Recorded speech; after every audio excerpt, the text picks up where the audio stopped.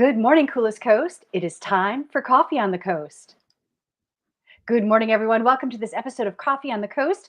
I'm your host today, Tina Prigge. Delighted to welcome back to the show Maestro Dylan Chmura-Moore of the Manitowoc Symphony Orchestra. Hi, Dylan. Thanks so much for joining us this morning. Good morning. Thank you for having me as always. It's a pleasure to talk with you. Thanks. You know why it's great to see you? Because that means there must be an upcoming performance planned by the Manitowoc Symphony Orchestra. Can you tell us about it? There sure is. April 5th, the season finale, as your graphic says, of our wonderful season all about dance. We've had music that has inspired dance.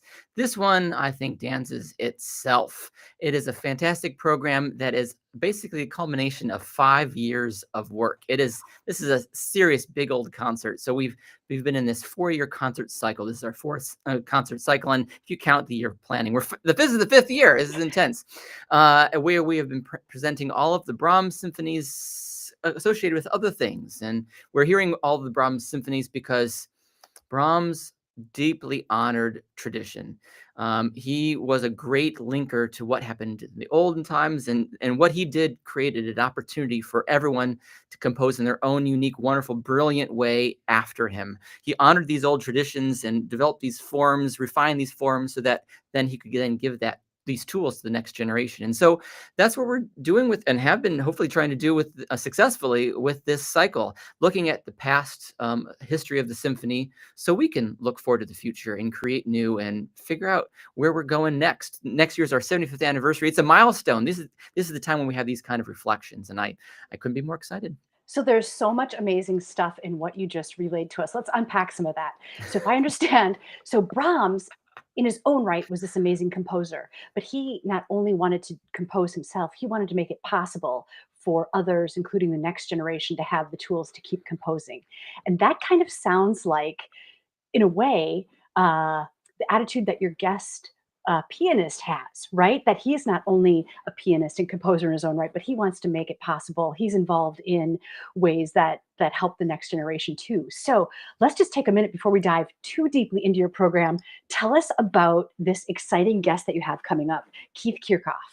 So Keith is an old friend of mine. We were in school together a while back, and we've made music together many times in the history. And I see him occasionally here and there at concerts or festivals or whatever. But we haven't had the chance actually to make music together for maybe 2 decades or something like that. And it seems like it's been a while.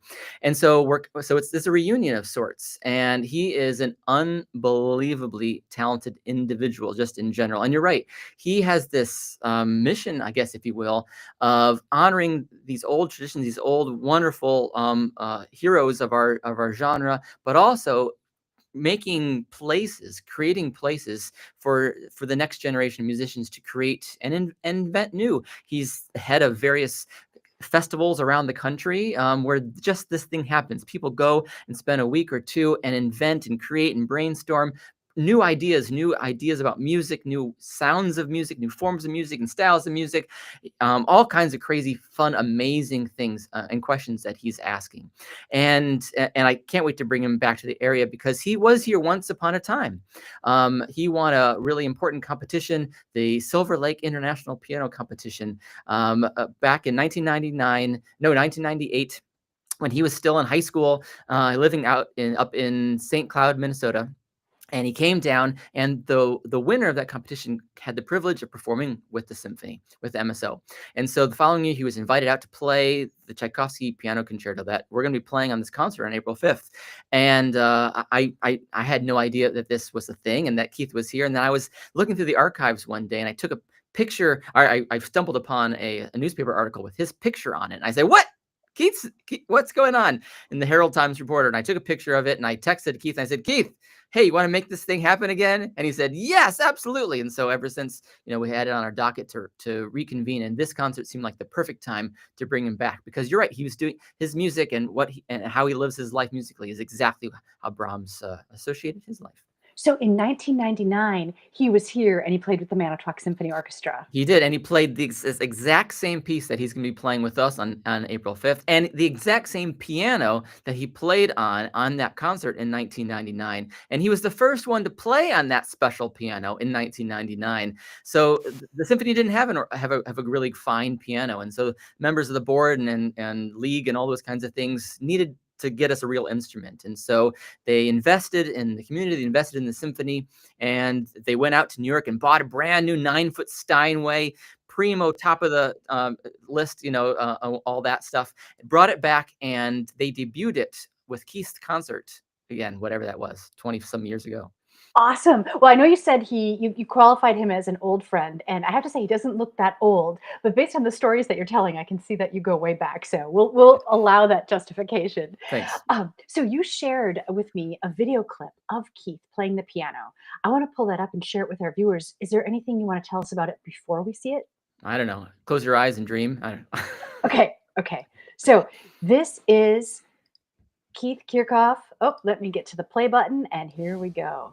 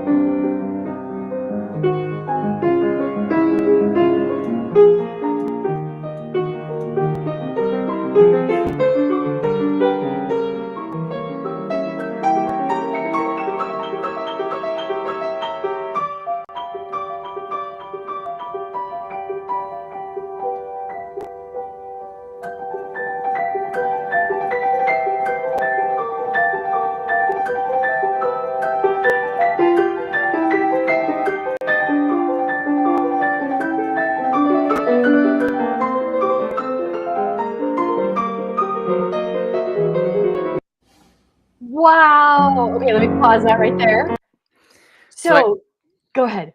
So I asked Keith, "Hey Keith, can you send me a clip of you practicing or something like that? What's going on?" So this is just him in his house in his apartment, and he's just set up a video camera of him just on his home piano, just figuring out how he wants to make this music.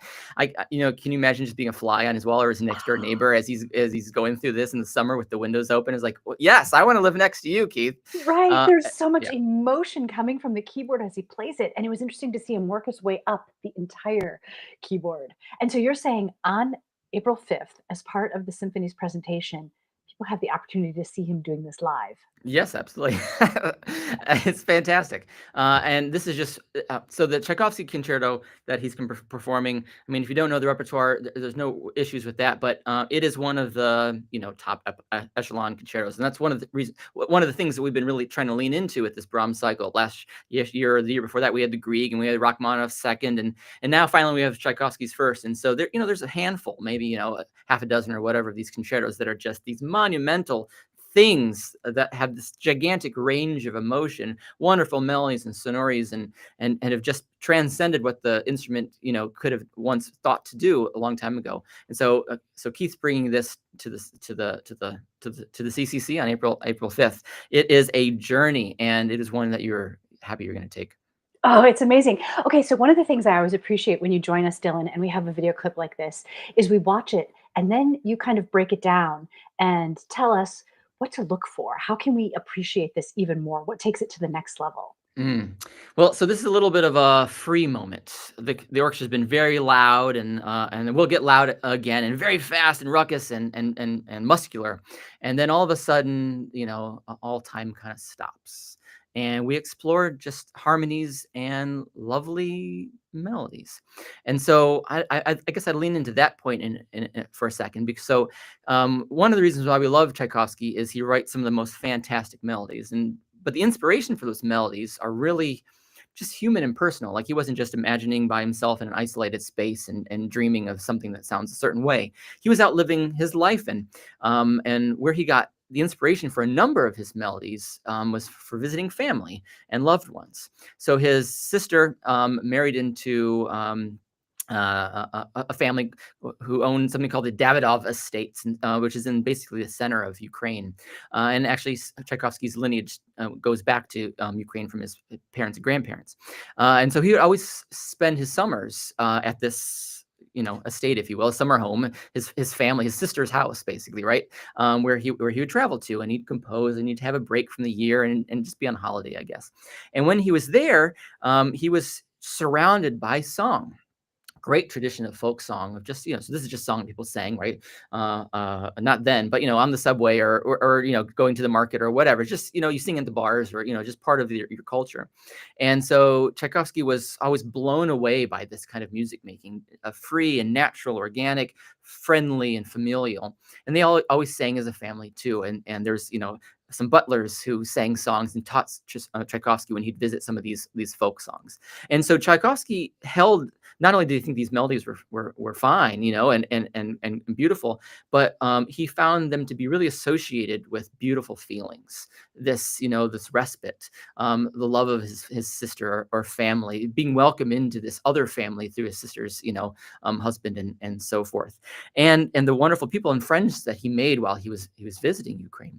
And so he put these melodies in this concerto, and I think on purpose. And throughout the concertos, there's not just one melody, but there's a bunch of these folk tunes from Ukraine that find their way into his music, and not only just create a beautiful melody, but then also virtuosic, things that Tchaikovsky wonderfully does. He dedicated this piece even to a mentor of his, and it seems to be wholly about family. Thinking about today, I did a quick in in the native language, I guess, which I don't speak, but I did a quick little kind of Google search pulled up some of the quick piano scores. I didn't have them available this morning. This one is called, for example, this is from Kyiv, called "The Tern and the Black Crow." And let me know if you cannot hear it.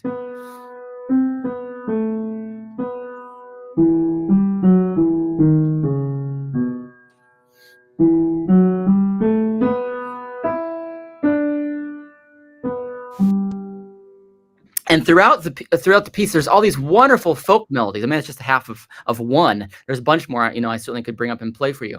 But it's just so personal, so human. And so another reason why I'm so happy that I'm making music with Keith, because I have a personal connection to him, and it goes back a ways. I feel like that all describes this clip so well, the sort of familiar, the sort of heart-touching, this.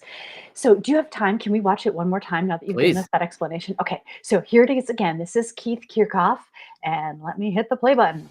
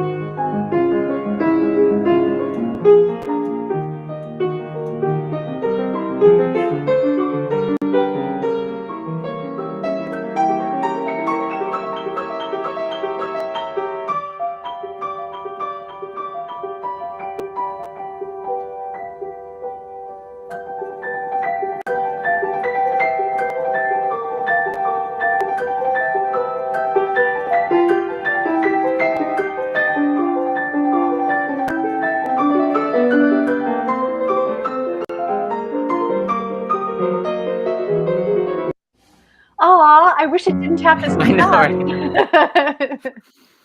And his fingers are flying so fast on the keyboard. And it sounds effortless and what we call well voiced. So behind the scenes, you hear this yabba-dooba-dooba-dooba-dooba-dooba-dooba-dooba. I mean, it's almost incessant. I mean, what's happening underneath, but it's so soft and easy and gentle. Meanwhile, the main theme, beam, body, underneath, yabba-dooba-dooba-dooba-dooba-dooba. It's so clear and separate and easy to follow, like any hopefully great melody that we hear on the radio. Absolutely, yeah. Oh, He's a treasure. thanks for breaking that down for us. All I can say is it makes me feel like the rest of the day is going to be great. And so let me just pull up what the program is. So the first half of the program is going to be Beethoven, and then the piano concerto as part of the Tchaikovsky. Is Keith also playing the Beethoven, or he's specifically the Tchaikovsky? Just like Tchaikovsky. It is epic, and he's going to save his energy. What else do we know about the program? Well, so the Beethoven is I mentioned why I guess Brahms is heard, and Beethoven has been programmed in all these concerts too over these last 4-ish years, reason because all roads lead back to Beethoven. Ensemble, sound, style, tradition. He commands a certain kind of place in the canon, history of music, history of all art, I suppose, as a philosophical mile marker too, one about community and liberty and love, and well, he would use the word brotherhood, and so we have to have some Beethoven on all these concerts too, especially if we're thinking about Brahms, because Brahms admired Beethoven and he was considered the heir apparent to Beethoven. Anyhow, so this overture by Beethoven, I think, is maybe his best, or one of his best by all means, and it is super concise and super specific on Beethoven, which is something we don't always get. Beethoven was trying to win a bid to write an opera with this overture. He found this playwright friend of his that wrote the same story basically about the Roman general Coriolanus that Shakespeare wrote his famous play on. So these are not related. I mean, they're about the same character, but it's not after Shakespeare, I guess is my point. And so Beethoven and his friend got together and he said, all right, let's pitch this bid. And he never ended up getting the winning. He never got the money to write an opera, but we did get this wonderful overture as a result. And it's about, well, something that Beethoven was very adamant about: free will, and being having great convictions of something. You can fill in the blank, and that changed over time for Beethoven. But Coriolanus, if you don't know, is the story of this Roman general who rose to fame with some victories that he won over the famous Battle of Coriolan, I believe, and he was heralded and he was celebrated, and he was brought back, and was going to be promoted, if you will, to kind of be a politician of a nth degree. But in those days, you had to show a certain kind of deference to reverence to the working class, just common old folk, and he said no. For whatever reason, he said no. And so basically he got shunned and he got kicked out, and he was mad. And so then he joined the opposition forces, and he started waging war against Rome. And as the story goes, the legend goes, then his family was pulled out to the front lines and tried to plead with him to stop killing your brothers and sisters, right? Figuratively. And he does. He sees his errors of ways. He hears this feedback, and he says, okay, I've wronged, and it ends tragically, but we don't need to go into that. But it has to do with putting a marker in your stand, and sometimes things get led astray. But how do we come back? Where's our truth? Where's our home? And he ultimately found it. And in some ways, it's a love story.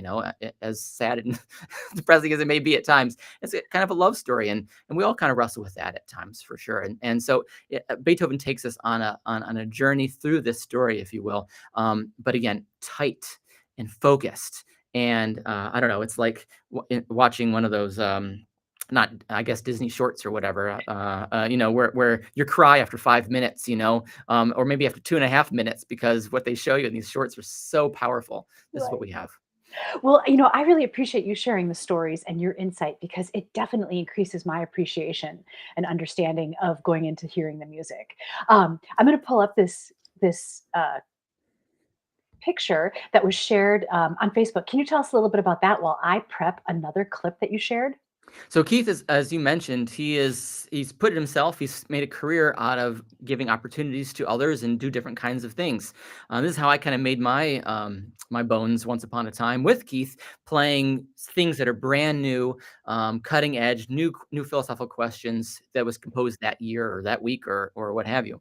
And so as such, Keith plays a lot of brand new compositions with a lot of fun new ideas that are explored. And so he's I don't know if he's recorded 24 CDs or 36 CDs or something along those lines, or at least appears on them. We appear on some CDs together, and music that is exploratory. And so you see him there recording, you see him very intent at work, and you see other things like a gong behind him that was probably played with a, I don't know, a bowl and some other fun percussive instruments that are really adding to the qualities of sound. He even went on tour for a while playing a toy piano because he thought it was, hilarious and fun and virtuosic and just different fun sounds. I mean, if you Google him, I think he has some YouTube clip of him playing a concerto for toy piano and orchestra that has like, 1 million views or something like that because it's hilarious. That's awesome. That's awesome. Well, you shared a clip with me that I want to share with viewers, and it's Keith actually talking a little bit about it. So let me pull that up and let's hear what Keith has to say. Something Tchaikovsky likes to do in some of his faster, more scherzo-like pieces is play with meter. He doesn't change the meter, but he changes where we as the listener feel the downbeat, and it gives it kind of an off-kilter sort of, I don't know, skippy-like dance quality. So for example, in the second movement of the concerto,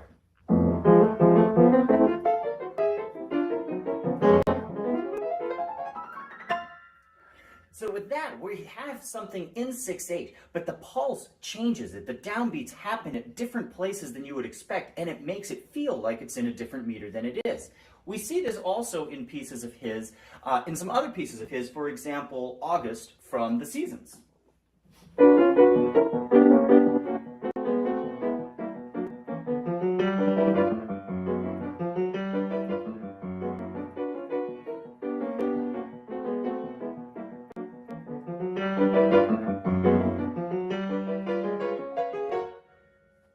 See, it has a similar feel where those downbeats just keep shifting from where you think they should be, and it messes with your sense of time as a listener.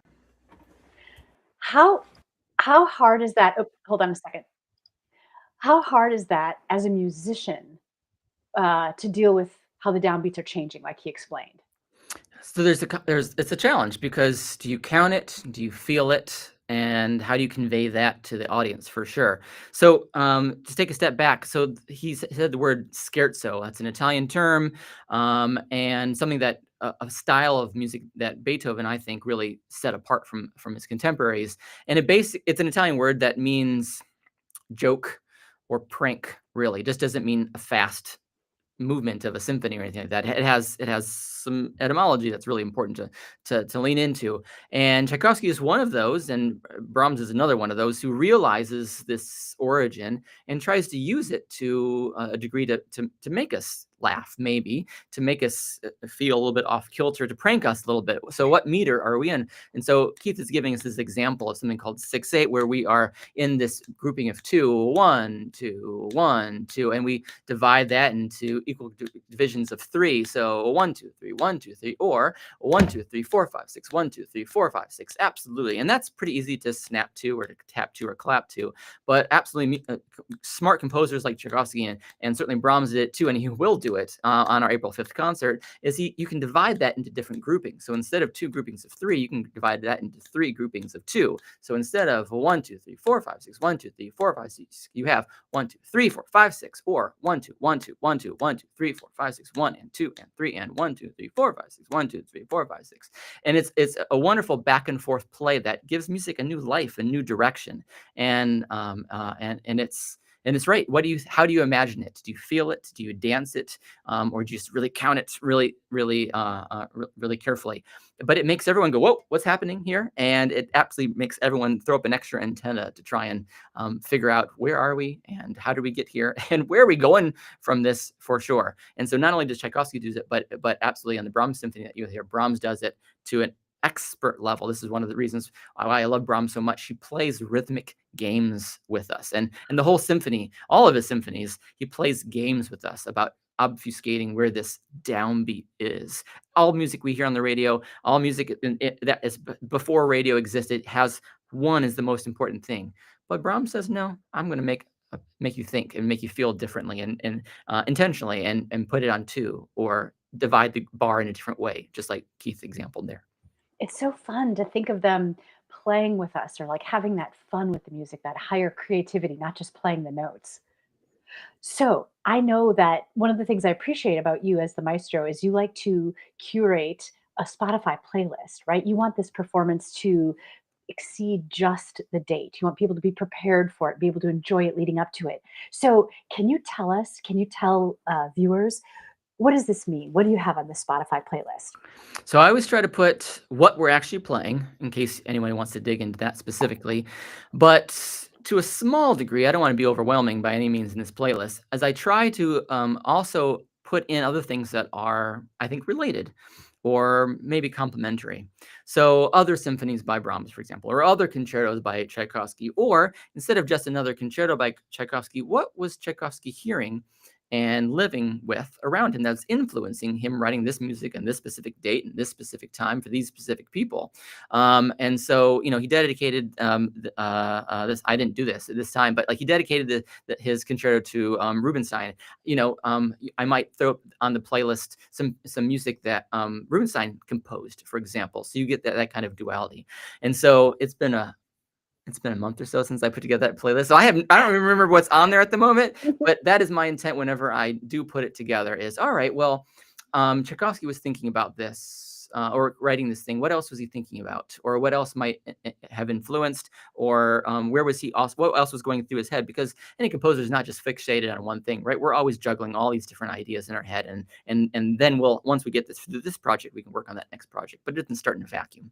And so I try to layer and blend all these things. So if you dig into that playlist, not only will you have an idea of what's exactly to come, but you'll have hopefully a broader scope of all the things that were being thought of and being composed around that same time. So you really have hopefully you were living in that time. Yeah, so hopefully you can start enjoying what's to come at the concert well in advance. You can already be, living, sort of breathing that, and then enjoy this amazing concert. But the fun doesn't end there because there is an afterglow planned at the Stage Door Pub. What do you want people to know about this? What happens at an afterglow? Well, Keith will be there in case anybody wants to shake his hand and give him a hug and share why you cried, in the performance by any means.